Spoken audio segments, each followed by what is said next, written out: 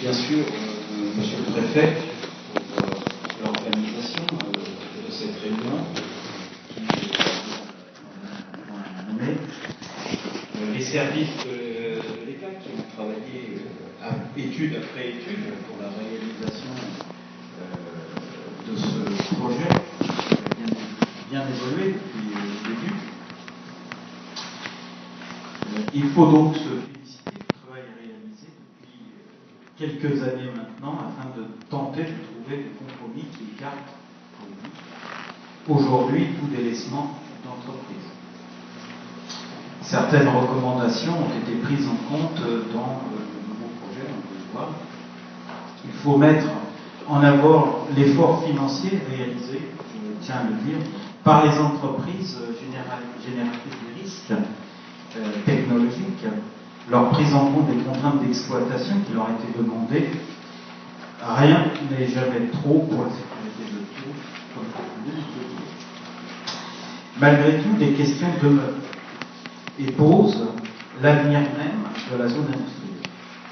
La suspension de l'activité d'incinération du grès est plutôt en soi une bonne nouvelle pour tous les riverains.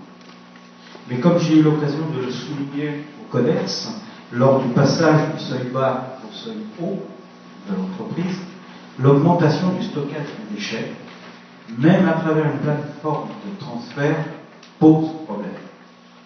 La proximité de l'aéroport Charles de Gaulle doit amener l'État à plus de prudence.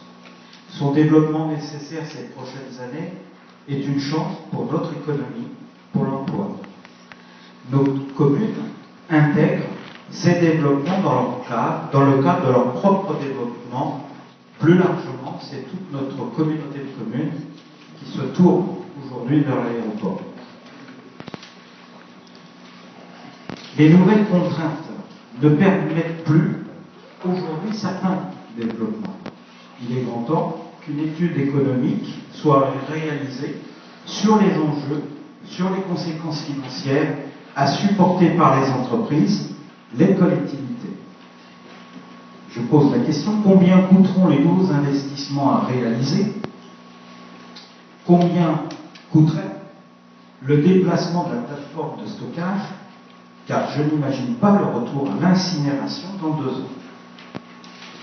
Comme je l'ai dit lors de l'adoption du budget communautaire, les entreprises ne peuvent pas être davantage soumises à de nouveaux prélèvements qui ne tiennent pas compte de l'environnement économique dégradé. Nos communes ont à cœur les contraintes qui pèsent sur les entreprises et sur leur avenir. Je ne terminerai pas cette petite intervention sans parler des questions de santé, je rappelais évidemment, qui ne me semblent pas assez prises en compte dans ce dossier.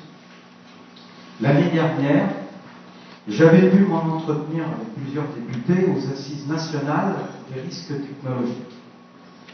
J'entends bien y revenir cette année lors des 6e assises nationales qui vont avoir lieu à Douai le jeudi 16 octobre.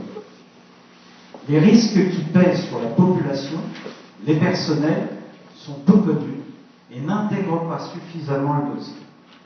Nous attendons à ce jour, toujours, une étude de santé pour rassurer les populations soumises aux effets des différentes pollutions générées depuis de nombreuses années. Il est donc indispensable aujourd'hui d'associer à tout PPRT la réalisation d'un PPRS, plan de prévention des risques sanitaires. Les agences régionales de santé doivent évidemment être à l'initiative sur de tels dossiers.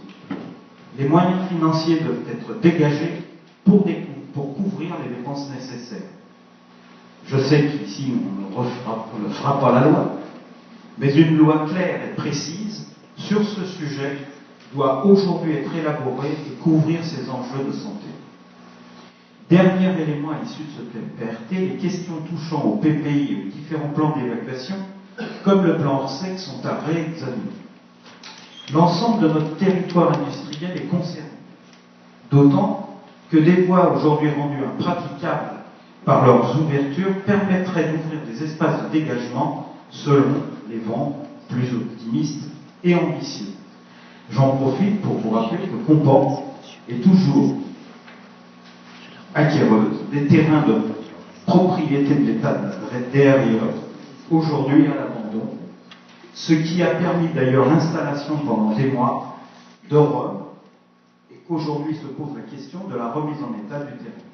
Qui va payer la note SAD? Pour finir en l'état, je suis plutôt favorable à l'avancée de ce projet, mais avec toutes les réserves liées aux contraintes que j'ai évidemment exprimées ce soir, monsieur le sous-préfet.